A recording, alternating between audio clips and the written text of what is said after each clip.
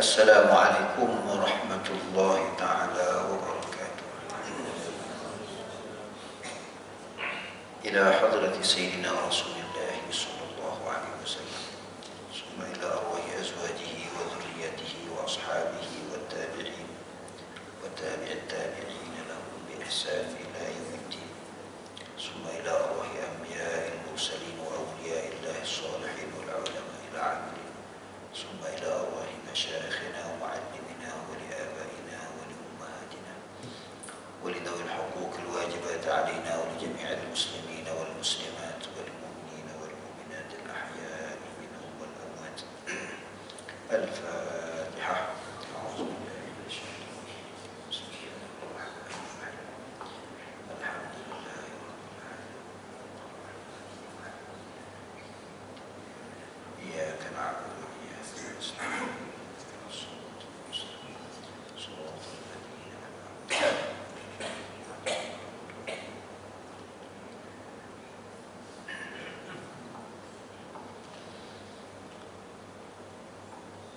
أعوذ بالله من الشيطان الرجيم. بسم الله الرحمن الرحيم.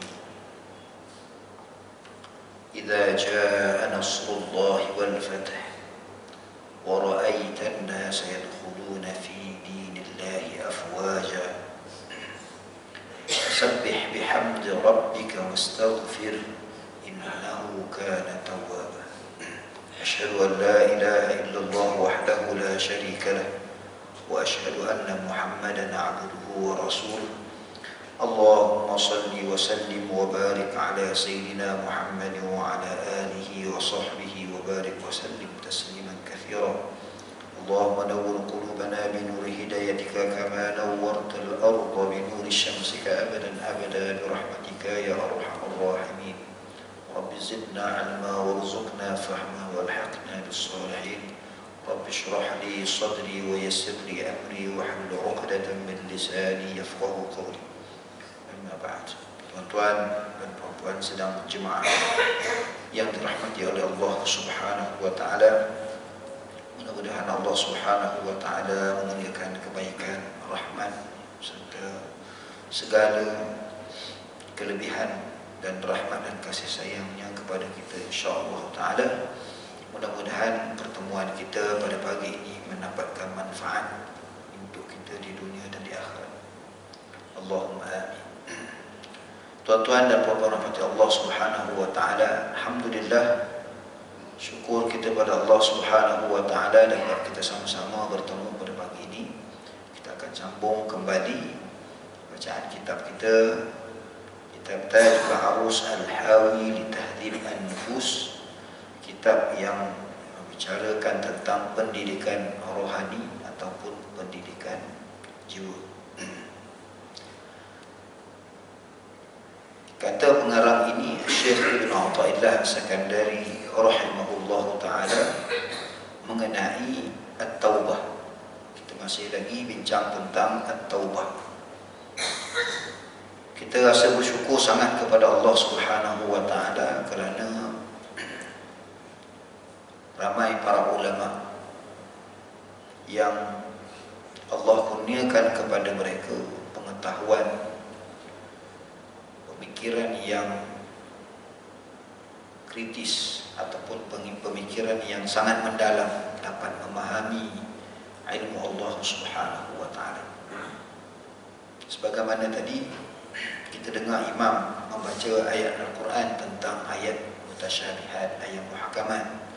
Allah Ta'ala sebut dalam ayat itu kerana Al-Quran, dalam Quran ini ada ayat yang samar-samar, ada ayat yang jelas. Maka Allah Ta'ala kata wa ma ya'lamu ta'wilahu illallah.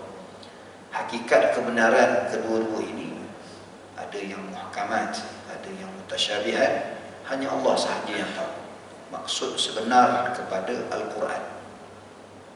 Tapi Allah Ta'ala tegas dalam ayat ini, hebat mana pun para ulama, hebat mana pun kita dalam memahami agama Allah. Allah kata warrasikhuna fil ilmi yaquluna amanna bihi kullun min indina. Warrasikhuna fil ilmi, orang yang sangat dari sudut keilmuannya. Antaranya diberikan, Allah bagikan hidayah, Allah bagikan kedalaman ilmu, kefahaman. Allahumma faqihna fid din wa'allimna ta'wil.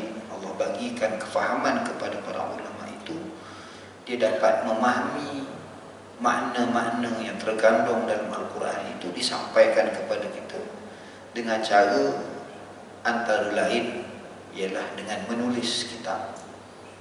Maka Syekh Ibn Athaillah, yang mana kita tahu wafatnya pada tahun 709 Hijrah, bermaksud kitab yang kita baca ini sudah melebihi hampir 800 tahun yang lepas, tuan. Bermaksud kitab ini, bayangkan Allah Subhanahu wa taala pelihara kitab ini. Ialah Al-Quran itu mukjizat Allah. Maka Allah pelihara daripada bermulanya Quran diturunkan sampai sekarang. Maka itu salah satu mukjizat, sehingga Allah dapat memelihara Al-Quran itu sebaiknya. Begitu juga karangan-karangan kitab yang ditulis oleh para ulama kekal sampai sekarang. Itu menunjukkan keberkatan penulisan yang ditulis oleh para ulama itu, sehingga kini kita dapat tempias kebaikan dan manfaat para ulama.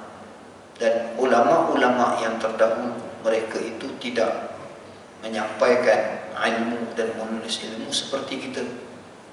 Kita tulis kitab, tulis buku, ada copyright, dan kemudian kita dapat royalty.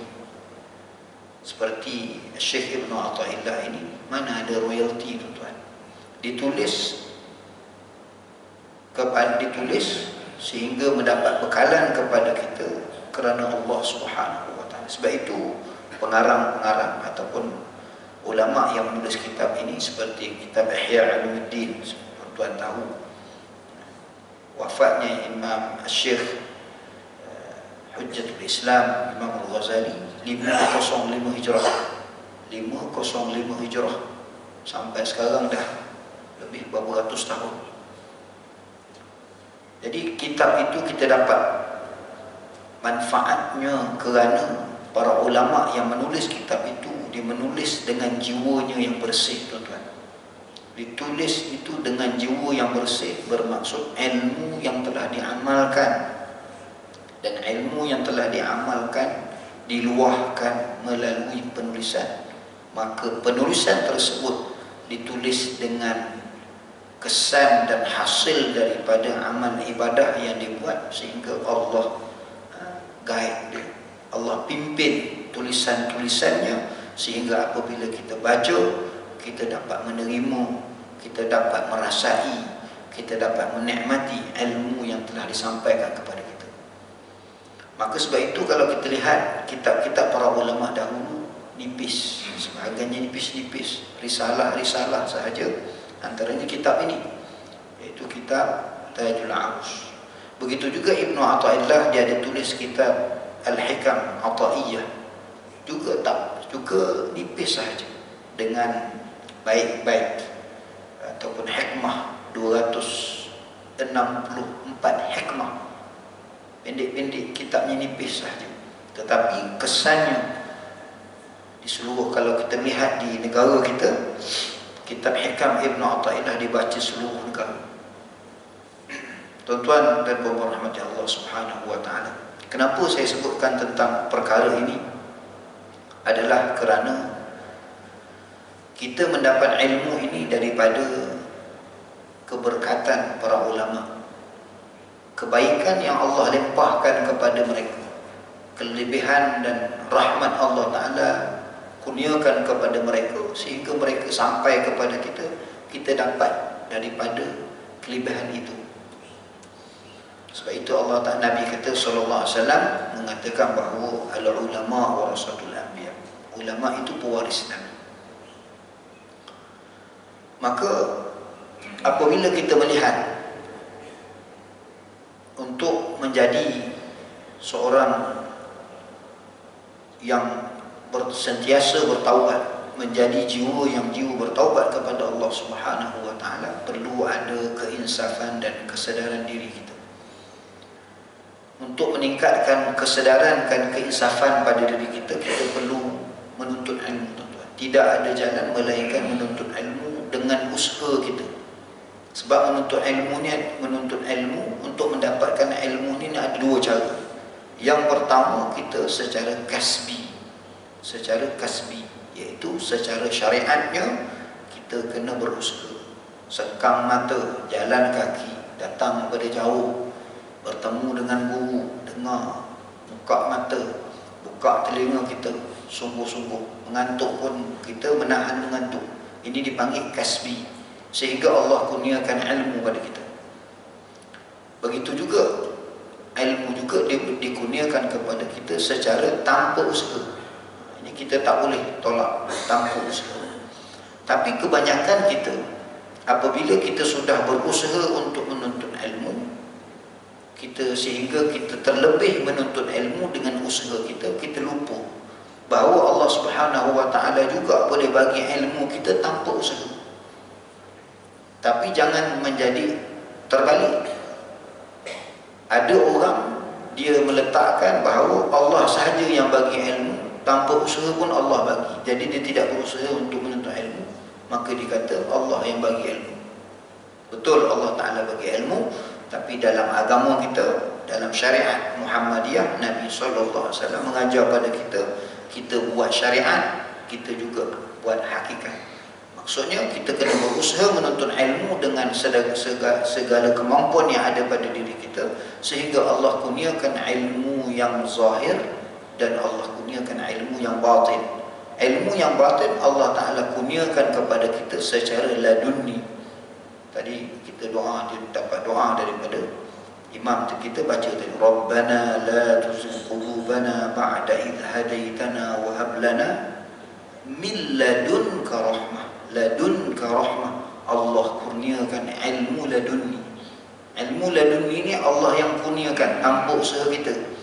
Bila Allah Ta'ala kurniakan kepada kita ilmu min ladunna ilma, dalam surah Kahfi, wa rahmah, Allah Ta'ala kurniakan kepada kita akibat daripada kita berusaha, kesedaran hati kita berusaha bersungguh-sungguh untuk mendapatkan rahmat Allah, maka Allah kurniakan rahmat kepada kita. Allah kurniakan ilmu secara laduni terus. Bila Allah kurniakan ilmu terus kepada kita, dia memberi kesan kepada hati kita, menambahkan kesedaran dan kesungguhan kita terhadap ilmu, sehingga kita boleh mengamalkan ilmu tersebut. Maka sangat perlu, tuan-tuan, sangat perlu kita meningkatkan kesedaran.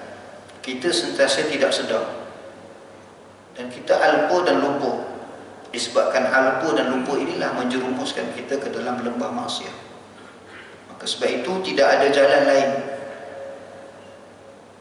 Kita merasai bahawa kita ini adalah hamba Allah Subhanahu wa taala yang sangat lemah, memerlukan kesedaran.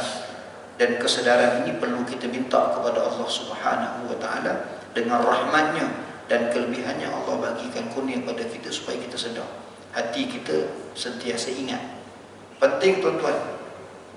Hati ingat dan sedar ini sangat penting. Di mana kalau kita nak menemui kematian juga, kalau kita tidak ingat kepada Allah, bagaimana kematian kita? Bagaimana pengakhiran kematian kita kalau kita tidak ingat kepada Allah? Kalau kita hidup ni pun, orang sergah kita, orang buat apa, kita dah melatah dengan melatahan-latahan yang tidak mengingat kepada Allah Subhanahu wa taala. Itu baru orang sergah kita. Ini kalau malaikat maut datang bertemu dengan kita, kita seorang je nampak bagaimana keadaan kita. Kita menyebut Allah ataupun menyebut selainnya. Kalau kita mencarut, wal'iyazbillah. Macam mana kalau malaikat maut bertemu kita, kita mencarut, tuan-tuan.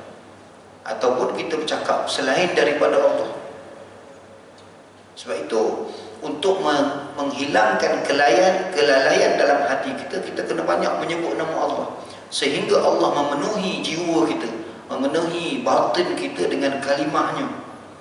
Seseorang itu apabila dikatakan ingat kepada Allah, yang pertama sekali kalimah ataupun nama-nama Allah itu penuh dalam alam rohani dia, alam roh dia.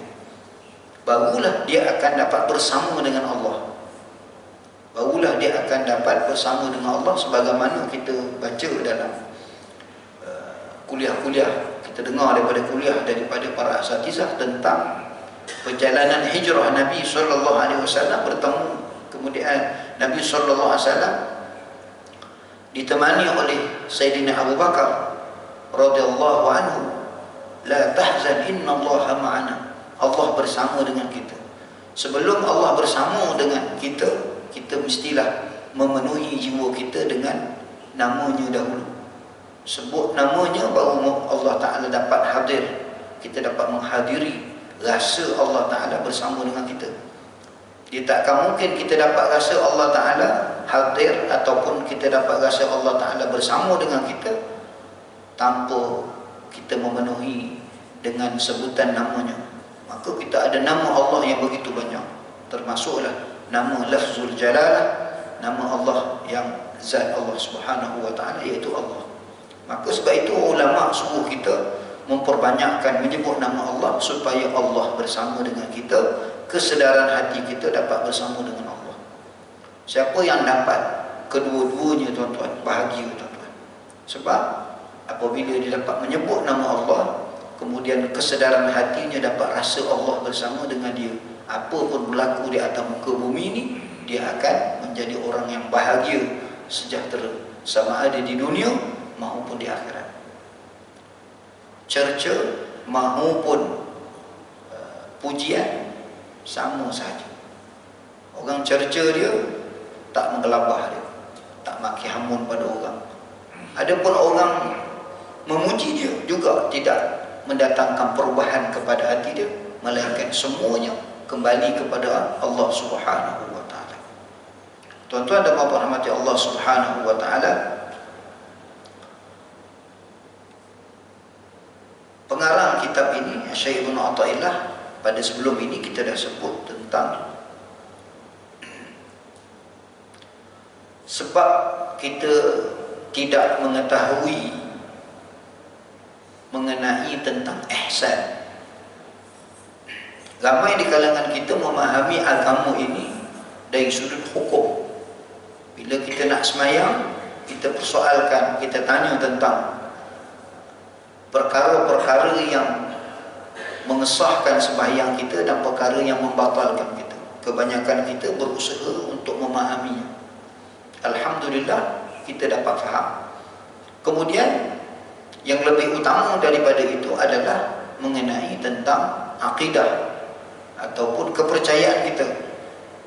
Kita selesai, kita belajar akidah, kita belajar fiqh. Tetapi ramai di kalangan kita terlepas pandang tentang mempelajari dan memahami yang berkaitan dengan ilmu jiwa kita. Ilmu kita panggil sebagai tazkiyatun nafs, pembersihan jiwa kita, iaitu dipanggil al-ihsan. Kalau kita lihat kepada definisi dan ta'rif al-ihsan, para ulama menyebutkan ihsan itulah proses kita membentuk akhlak yang mulia. Dalam kita membincangkan tentang taubat ini, ihsan sangat penting. Dan perbincangan taubat juga dibincangkan dalam ilmu tasawuf ataupun disebut sebagai al-ihsan. Maka ihsan ini jangan kita salah faham. Dan sebahagian daripada orang kita bila kita sebut ihsan, difaham membantu orang susah. Kalau jumpa kucing tak makan, tak minum, kita bagi makan pada dia. Itu jauh daripada maksud ihsan yang sebenar. Jelas Nabi SAW menyebutkan ihsan itu an ta'budallah ka'annaka tarahu fa in lam takun tarahu fa innahu yarak. Dalam hadis ini tak disebutkan apa pun tentang buat baik pada orang, bagi makan kucing, tak ada. Tapi masyarakat kita bila sebut ihsan, dia kata oh buat baik pada orang. Bukanlah nak kata bahawa ihsan itu tak perlu buat baik pada orang, tidak. Kita kena faham yang utama dahulu.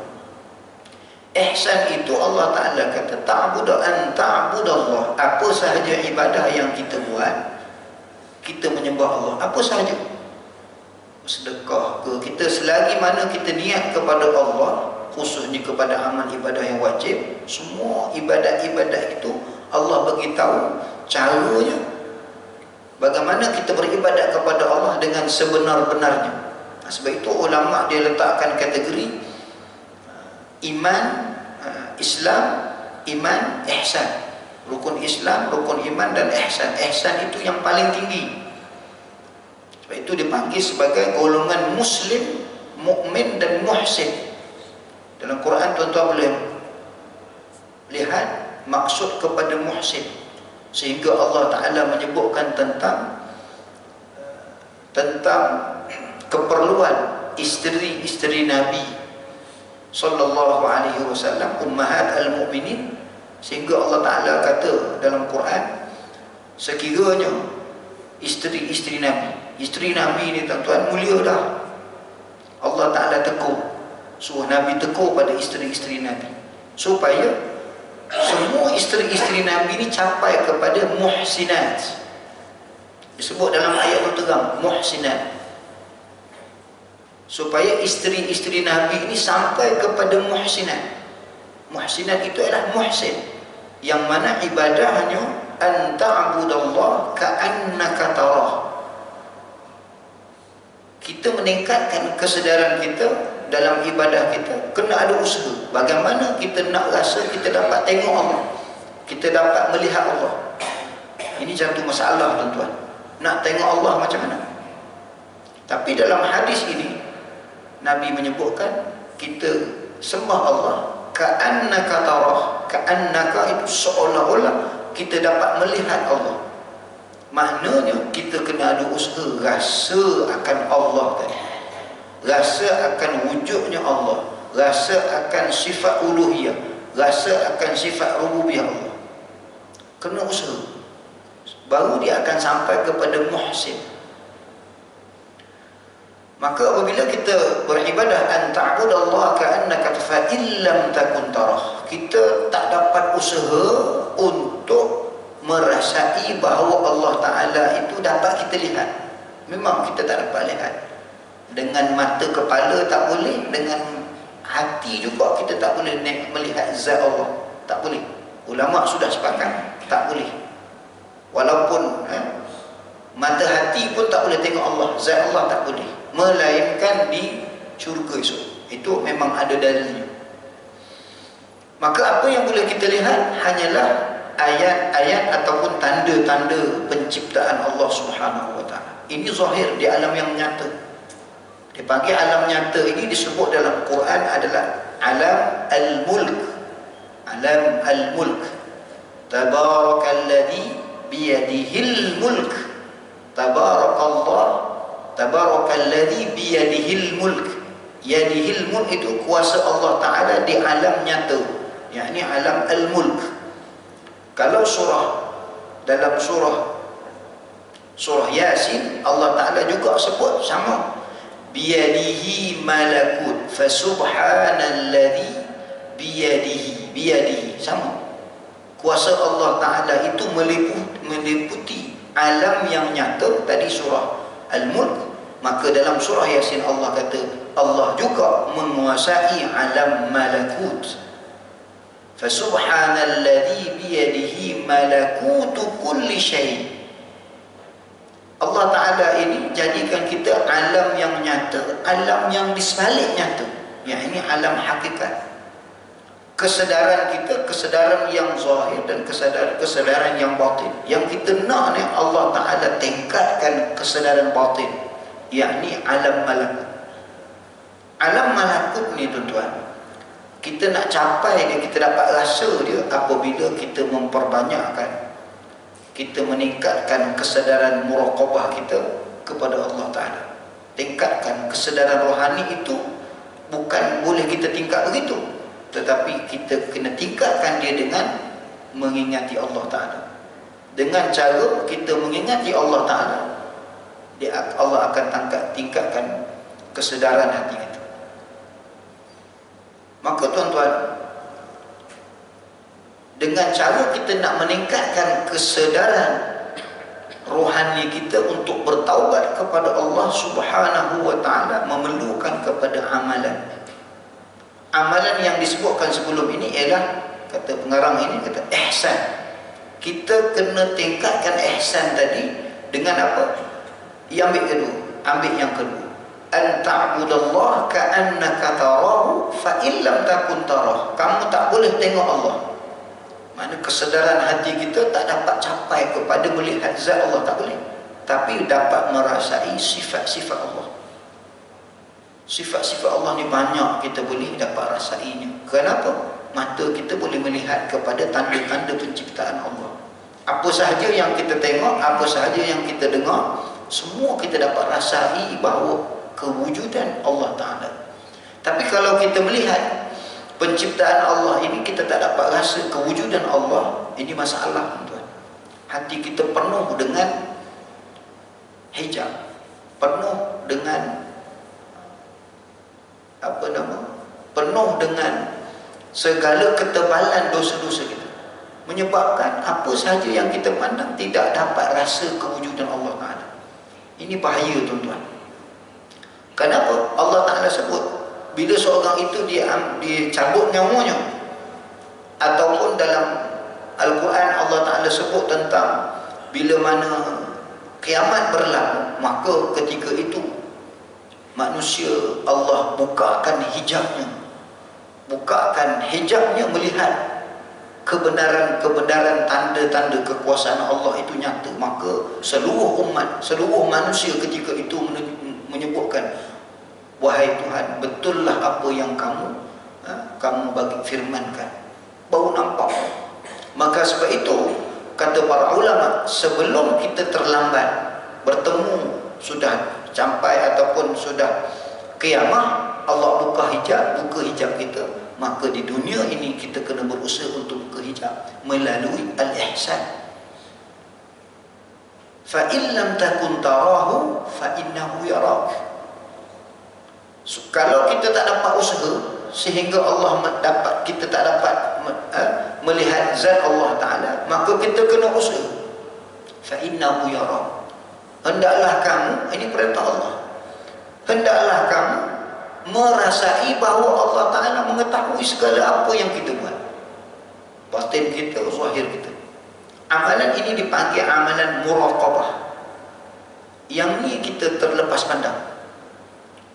Contoh, dalam 3 ilmu penting ini, fiqh, aqidah dan juga tasawuf, 3 ilmu ini sebenarnya ada dalam sembahyang kita, Maka ketiga-tiga ini perlu ada kaedah dan cara bagaimana kita dapat memahami dan menghayati dalam sembahyang kita. Maka apabila kita beriman kepada Allah, maka kita pun bersegera untuk sembahyang menghadap Allah Subhanahu wa taala. Ini memenuhi tuntutan keimanan kepada Allah. Yang kedua, kita menghadap Allah Subhanahu wa taala, kita sembahyang. Kita melakukan ibadah, sembah kepada Allah. Sembahyang itu amalan ataupun penghayatan dalam bab fiqh kita. Rukun Islam yang 5. Maka kita rukun iman yang 6, percaya dan sembah kepada Allah. Maka di mana letaknya ilmu tasawuf? Di mana letaknya ihsan? Maka ihsan itu berlaku pada ketika yang kita sebut tadi, ialah muraqabah. Muraqabah itu apa? Apabila kita sembahyang, kita merasai bahawa Allah itu wajib wujud, terserlah di dalam lubuk hati kita, dalam kesedaran rohani kita, bahawa Allah Ta'ala itu betul-betul wujud. Bila kita angkat takbir, sampai kita bagi salam, kita rasa Allah, aku menghadap Allah ni. Terasa sungguh, tuan-tuan. Macam mana kita, apabila kita berhadapan dengan raja ke sultan ke di hadapan kita, kita rasa dia ada, maka kita nak bergerak pun kita takut dalam majlis dia. Begitu juga kita duduk di hadapan orang dan sebagainya, kita rasa kehadiran orang di hadapan kita. Begitulah kita rasa Allah Ta'ala itu ada, tapi laisa kamitslihi syai'un. Maka bagaimana kita nak mendidik jiwa kita, tahdzib an-nufus kita, mendapatkan kesedaran kehadiran hudur ma'allah, hudur hati kita dengan Allah. Ini suatu perkara yang perlu diusahakan tuan-tuan. Memang Allah Ta'ala akan kurniakan, tetapi perlu kepada usaha. Maka ulama dengan begitu bersungguh macam-macam cara tuan-tuan, menulis tebal-tebal kita, cari ilmu sana sini untuk dapat kita timba dan dapat kita manfaatnya. Maka bila ulama memberikan kita faedah atau memberikan manfaat kepada, memberikan kita penulisannya sehingga kita baca, kenapa kita tidak dapat melaksanakannya? Kita hanya mengambil kemudian kita amalkan saja, tapi kita tak amalkan dan kita akan menjadi orang yang sangat rugi. Maka sebab itu tuan-tuan, bila kita nak menjadikan jiwa kita jiwa bertaubat kepada Allah, kena tingkatkan kesedaran. Kita kena betulkan, alignment balik semula amal ibadat kita.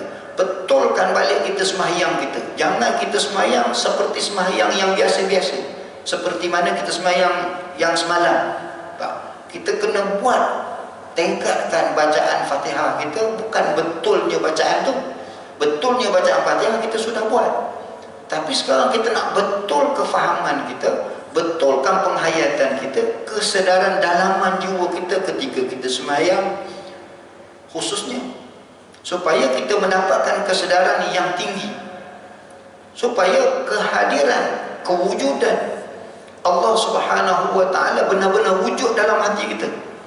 Jangan hanya zahir kita merasai wujud Allah, pada lidah kita kata wujud Allah, tetapi pada hakikatnya hati kita tak pernah merasai wujudnya Allah Ta'ala. Wujudnya Allah Ta'ala itu bukan boleh wujud yang wujud yang dia, wujud Allah Ta'ala ini wujud yang sentiasa. Bila wujud yang sentiasa, hati kita juga kena sentiasa rasai bahawa Allah Ta'ala bersama dengan kita. Allah Ta'ala lebih lagi dalam sembahyang tuan-tuan. Itu latihan yang sangat baik. Luar sembahyang memanglah kita buat macam-macam, memang lupa pada Allah. Dalam sembahyang kita kena latih sungguh supaya ingat kepada Allah itu solid. Maka latihan ini perlu dibuat tuan-tuan sebelum kita bertemu dengan Allah. Kerana bila mana hati kita ingat kepada Allah, kesedaran kita tinggi terhadap Allah ketika kita solat, bila mana Allah nak cabut nyawa kita tuan-tuan, ketika itu kesedaran itu datang, maka sebutlah kita, maka kita dapat sebut kalimah Allah, kalimah thayyibah ketika mana Allah Ta'ala cabut nyawa kita. Itu pentingnya.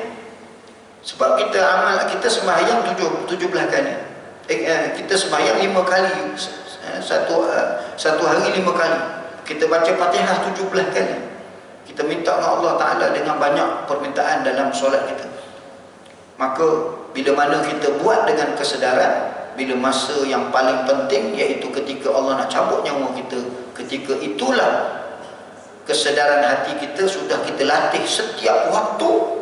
Maka bila Allah nak cabut nyawa kita, ketika itu kita dapat rohani, kita dapat merasai kewujudan Allah Ta'ala. Maka terkeluarlah kalimah-kalimah Allah la ilaha illallah. Tuan-tuan dan puan-puan rahmati Allah Subhanahu wa Ta'ala. Maka dia kata perlunya mengetahui engkau terhadap ihsan. Maka dia katakan pada menyatakan jadi binasanya sebab perbuatan maksiat yang lainnya, ketahui olehmu bahawa maksiat itu membawa ia kepada mengubah janji antara engkau dengan Allah Subhanahu wa Ta'ala. Seseorang yang melakukan maksiat sebenarnya dia telah mungkir janji. Sebab dia sembahyang tadi kita pun sebut, inna salati wa nusuki wa mahyaya wa mamati lillahi rabbil alamin. Kita dah janji dengan Allah Ta'ala, semua hidup aku adalah untuk Allah. Tiba-tiba kita buat maksiat. Maka bila mana kita buat maksiat, sebenarnya kita telah mungkir janji dengan Allah, ingkar terhadap Allah Ta'ala, dan membuka ikat kasih engkau antara Allah Subhanahu wa Ta'ala. Bukan sekadar kita ingkar terhadap Allah, tetapi juga kita buka ikatan kasih sayang Allah Subhanahu wa Ta'ala terhadap kita. Terpisah kita dengan Allah Subhanahu wa Ta'ala. Kalau kita terpisah dengan kalimah Allah, maka terpisah juga dengan kasih sayang Allah Subhanahu wa Ta'ala. Batin kita terpisah, Zahir kita terpisah, batin juga terpisah dengan rahmat Allah Ta'ala ketika kita melakukan maksiat. Sebab itu bila kita memahami bahawa dengan maksiat tadi memutuskan kita dengan hubungan kita dengan Allah, maka cepat-cepat kita bersegera untuk bertaubat. Sebab kita tak mahu putus daripada rahmat Allah, maka kita pun bertaubat kepada Allah Subhanahu wa Ta'ala. Sebab pada ilmu kita, pada kepahaman kita, kita kata, oh aku ni telah melakukan maksiat, ya Allah ampunkan dosa aku. Supaya kita tak nak berlautan dalam maksiat, kerana berlautan dalam maksiat akan menyebabkan kita jauh daripada Allah Subhanahu wa Ta'ala. Datang kepahaman kita, pemahaman kita terhadap jauhnya Allah Ta'ala, putusnya kasih Allah Ta'ala dengan kita akibat daripada maksiat kita lakukan, itulah punca daripada kesedaran yang tinggi. Orang yang tak sedar, kesedaran dia tak tinggi, dia buat maksiat, dia terus je buat maksiat tanpa ada kesedaran langsung. Malahan lebih teruk daripada kesedaran. Tidak ada kesedaran tu lebih teruk lagi daripada tu. Malahan dia menyangka yang buruk pada Allah Subhanahu wa Ta'ala. Itu yang kita tak mahu, tuan-tuan. Maka untuk meningkatkan kesedaran tadi ialah dengan pengetahuan kita tadi, pengetahuan dan pemahaman tadi akibat daripada kesedaran yang tinggi. Maka apabila kita melakukan maksiat, bersegera kita kepada Allah, bersegera kita minta ampun pada Allah. Ini satu momen yang sangat penting, tuan-tuan. Sebab apa? Sebab kita ni memang pelaku maksiat. Kita ni orang yang buat maksiat, kita ni orang yang banyak buat salah, kita ni orang yang lemah. Bila-bila masa kita boleh buat maksiat, bila-bila masa kita lalai kepada Allah Subhanahu wa Ta'ala, maka tidak ada jalan lain melainkan kembali kita pada Allah, istighfar kita kepada Allah, ingat kita kepada Allah, supaya kita tidak kita tidak putuskan pertalian perjanjian kita pada Allah. Kita tidak terputus daripada rahmat dan kasih sayang Allah Ta'ala. Sebab itu kita kena naikkan, tingkatkan kesedaran tadi. Kena ada usaha. Usaha kita adalah latihan kita sembahyang, tuan-tuan. Latihannya sembahyang. Tetapi latihan kita sembahyang, dalam latihan kita sembahyang itu Allah ajar pula. Allah ajar dalam sembahyang ingat kepada dia. Ingat kepada dia ialah ingat yang pada zahir, ingat yang pada batin. Ini kaedah Allah Ta'ala dah beritahu dalam Quran, dan juga Nabi memberi penerangan melalui hadis, dan ulama memberi jalan bagi penceritaan yang mudah untuk kita faham. Maka dalam sembahyang itulah tempat yang paling terbaik latih diri kita. Luas sembahyang jangan cerita dah, tuan-tuan.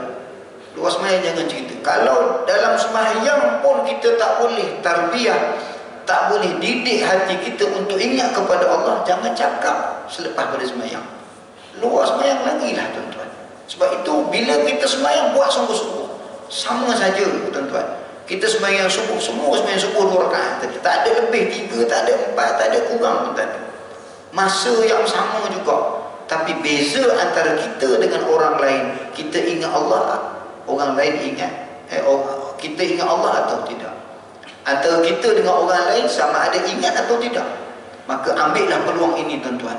Ambil peluang apabila kita sembahyang, kita letakkan satu KPI gitu, satu semangat kita minta kepada Allah supaya Allah tingkatkan kesedaran kita. Allah boleh bagi kita fokus sembahyang kita ingat kepada dia. Tapi tuan-tuan, ulama ditambah. Dia kata betul, dia kata amalan sembahyang itu boleh mengingat kepada Allah. Tapi dia kata orang nak pergi pertandingan, satu-satu pertandingan, dalam pertandingan yang penting, sembahyang kan penting, sembahyang paling penting, 5 waktu paling penting. Sembahyang sunat itu latihan. Maka dia kata perlu dilatih. Sembahyang 5 waktu ni, sembahyang 5 waktu yang fardu ini, satu pertemuan dengan Allah yang boleh kita sebut mudah, kita katakan ialah kita dah sampai tournament ataupun pertandingan yang sebenar. Maka dia kata perlu dilatih. Latihan untuk ingat kepada Allah sembahyang 5 waktu perlu dilatih luar sembahyang, dia kata. Latihan di luar sembahyang ialah dengan ingat kepada Allah. maknanya ialah menyebut nama Allah Ta'ala banyak-banyak, supaya bila kita mula sahaja sembahyang, ingatan kita kepada Allah itu di luar sembahyang membantu kita ingat dalam sembahyang itu. Maka ditambah oleh para ulama supaya kita mudah. Kalau kita ikut sebagaimana ulama ajar pada kita. Kenapa ulama ajar pada kita? Di awal tadi saya sebut, para ulama itu mereka menulis kitab, mereka itu melalui perjalanan, melalui pengalaman mengenal Allah, merasai diri dekat kepada Allah. Mereka dah lalu, mereka bagi jalan, bagi faedah kepada kita. Kita ikut, tuan-tuan. Bila kita ikut, dia akan menjadi. Tapi kalau kita ikut cara kita, ikut dan kita je, kita tak akan capai. Semayanglah banyak mana pun, tuan-tuan, tak sampai kita kepada Allah Subhanahu wa Ta'ala. Kata para ulama, bukan tidak sampai, satu anak tangga pun kita tak dapat pijak sebenarnya. Satu anak tangga pun tak dapat kita, tapi perasaan kita sampai, kita rasa sampai ke puncak. Sebenarnya tidak, tak sampai pun. Kenapa? Kita suka, kita rasa kita ni tahu semua, kita rasa kita ni dah betul. Itu salah. Kita kena tambah ilmu, kita kena buat, kita kena usaha, kita kena lalu. Jatuh bangun, maksiat susah, apa semua kita kena lalu. Penat, uji, macam-macam. Laluan inilah apabila ada kesedaran tadi, kesedaran itu membantu kita untuk kembali kepada Allah Subhanahu wa Ta'ala dalam nikmat, dalam nikmat mahupun sebaliknya. Sebab itu saya sebutkan tadi pada awal tadi, kita cerita tentang bila kita baca idza jaa nasrullahi wal fath. Ini cerita tentang nikmat Allah. Manusia datang beramai-ramai, beramai-ramai masuk kota Madinah, kota Mekah. Islam datang, berapa ratus ribu umat Islam masuk ke Mekah tanpa ada pertumpahan darah, dibawa oleh Nabi SAW dan orang Quraisy. Ini mukjizat Nabi. Bayangkan beratus ribu orang masuk Mekah, datang ke Mekah. Orang musyrik seorang pun tak tahu kehadiran 100 ribu orang, beratus ribu orang. Pelik. Masuk tu dalam keadaan semua duduk dalam Mekah. Bila masuk dalam keadaan begitu, orang musyrik yang pernah menyakiti orang Islam, semuanya lari. Tapi disebabkan Nabi itu rahmatan lil alamin, Nabi maafkan dan sebagainya, maka Nabi masuk ke kota Makkah itu dalam keadaan tanpa ada pertumpahan darah. Tapi ayat ini, tuan-tuan, sangat menarik. Bila nikmat datang, kita ini kadang-kadang Allah bagi sihat, tuan-tuan. Allah bagi kita bahagia dengan isteri, dengan anak, dengan keluarga, ada rakan yang baik, ada rumah yang baik, ada kenderaan yang baik, ada keluarga besar yang baik. Tak ada masalah. Allah bagi nikmat banyak pada kita. Maka kita jangan lupa, Allah Ta'ala kata apa? Wa ra'aitan nasa yadkhuluna fi dinillahi afwaja. Ini nikmat, tuan-tuan. Islam itu semua orang mengangkat. Kita ini semua orang puji kita. Kita semua, apa saja kita ada dalam kehidupan kita. Maka Allah Ta'ala kata fasabbih. Ini Allah nak beritahu. Dalam nikmat orang banyak lupa dan lalai. Tentang apa? Tentang ingat kepada Allah. Fasabbih. Allah kata kamu kena banyakkan tasbih. Fasabbih bihamdi rabbika wastaghfir. Hendaklah kamu banyakkan memuji Allah Subhanahu wa Ta'ala, rabbika, kepada Tuhan kamu, wastaghfir.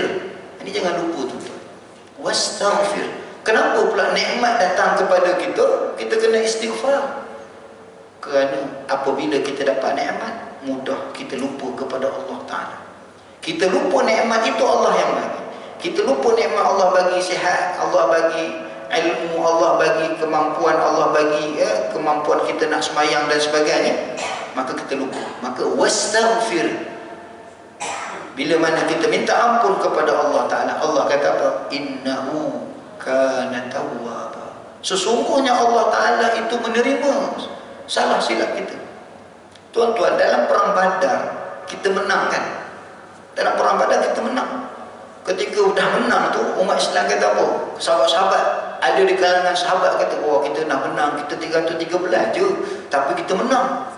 Allah Ta'ala sambung ayat, tuan-tuan. Dalam Quran Allah Ta'ala sambung. wahai Nabi Muhammad, bagi tahu pada mereka, jangan syok sangat, dah menang, rasa macam hebat. Kenapa? Kami 313 tak ada senjata pun, tapi menang lawan ramai ni. Biasalah kita tuan-tuan, kita lupa diri bila kita mohon projek, dapat projek, kita rasa kita hebat sebab kita pandai. Kita usaha satu benda, kita rasa benda yang kita buat, kita dapat, kita rasa kita yang hebat. Sebenarnya Allah Ta'ala sebut dalam Quran, Allah Ta'ala kata lepas perang Badar, Allah kata jangan kamu sangka, Allah Ta'ala kata betul lah apa yang kamu pergi perang, kamu nampak macam kamu yang bunuh, kamu yang perang, kamu yang kamu yang berperang lah. Allah Ta'ala kata tapi dah, sesungguhnya aku yang membunuh mereka. Sesungguhnya dengan rahmat aku, dengan kelebihan aku, dengan kekuatan aku yang membunuh mereka, bukan engkau yang bunuh. Bukan engkau yang memenangkan peperangan ini, bukan engkau yang pergi bunuh musuh kamu, aku yang bunuh. Tuan-tuan, dalam hidup kita begitu. Dalam bab nikmat memang kita lupa Allah. Sebab kita rasa kita lah. Contoh sembahyang subuh tadi, siapa rasa Allah yang bagi rahmat pada kita boleh sembahyang subuh tadi? Ramai di kalangan kita akan rasa kita lah sembahyang. Kita yang datang berjalan kaki tadi. Mana ada malaikat bawa saya tuan-tuan? Mana ada buruk datang depan rumah saya, ambil saya datang masjid? Tak ada. Saya jalan sendiri. Saya start motor. Tadi pun saya berjalan-jalan tergeliat kaki saya. Saya yang tergeliat. Kita rasa diri kita. Tapi di mana Allah? Sebab kesedaran kita tak diajar, kita tidak diasuh, kita tak didik kesedaran kita. Semua perkara, semua itu datang daripada Allah. Maka bila kita nak dapatkan kesedaran semua itu daripada Allah, tidak lain dan tidak bukan, kembali kita pada Allah, istighfar kita pada Allah, ingat kepada Allah, insya-Allah jiwa kita akan Allah Ta'ala akan hidupkan hati kita. Sebagaimana tadi Imam sebut tadi, cantik ayat Imam baca tadi, Allahu nurus samawati wal ard mathalu nurihi kamishkah. Ayat tu panjang. Dan sekali Allah Ta'ala kata tentang nur itu, nurun ala nur yahdillahu li nurihi man yasha. Cahaya itu masuk dalam jiwa kita kerana Allah yang bagi. Yahdillahu li nurihi man yasha. Allah nak bagi cahaya pada kita bila-bila. Nur ini tuan-tuan Allah yang bagi. Maka nur itulah menyebabkan kita boleh buat baik, kita boleh buat macam-macam. Maka sebab itu untuk mendapatkan cahaya kesedaran hati kita tadi, mesti kena ada usaha. Khususnya dalam bab kita sembahyang dan ingat kepada Allah Subhanahu wa taala. Tuan-tuan dan puan-puan Allah Subhanahu wa taala, saya rasa kita boleh buat satu kesimpulan mudah mengenai perkara ini. Apabila kita sedari bahawa diri kita ini banyak melakukan kesalahan dan kesilapan. Kenapa? Apabila kita dapat rasai kita banyak melakukan, kita terdedah daripada kesilapan dan kekurangan terhadap Allah Subhanahu wa taala, kita pertama sekali kita bimbang bila mana kita buat kesalahan dan kesilapan tadi, Allah kata menyebabkan Allah Ta'ala terputus dengan kita kerana kita telah memungkiri janji dengan Allah Subhanahu Wa Taala untuk mentaati perintahnya. Sebab itu dalam tengah kita sembahyang tuan-tuan, setiap rukuk dan sujud kita, jangan lupa minta kepada Allah Subhanahu Wa Taala, ya Allah, kurniakan kepada aku untuk mentaatimu dan jadikanlah aku menjadi hamba-Mu yang sebenar-benar hamba. Dalam sembahyang tuan-tuan, doa dua, dapat taat pada perintah Allah dan juga kita menjadi hamba Allah yang sebenar-benar hamba-Nya. Dalam sembahyang kena doa tuan-tuan. Sebab apa tuan-tuan? Kita ni luar sembahyang memang tak dapat nak taat. Dalam sembahyang kita bila kita dapat bertemu rasa menyembah Allah, kita minta sungguh, ya Allah, aku ni luar sembahyang, ya Allah, buat benda-benda yang tak taat. Dalam sembahyang kita minta, ya Allah, kurniakan aku ketaatan dan kau jadikanlah aku menjadi hamba-Mu yang sebenar. Jadi setakat ini saja dahulu. InsyaAllah kita akan sambung lagi pertemuan kita pada masa akan datang untuk kita bincangkan tentang beberapa sifat-sifat atau nafsu yang jahat yang menyebabkan kita jauh daripada rahmat Allah Subhanahu wa taala. Aqulu qawli hadza astaghfirullahal azim li wa lakum. Wassalamu alaikum warahmatullahi taala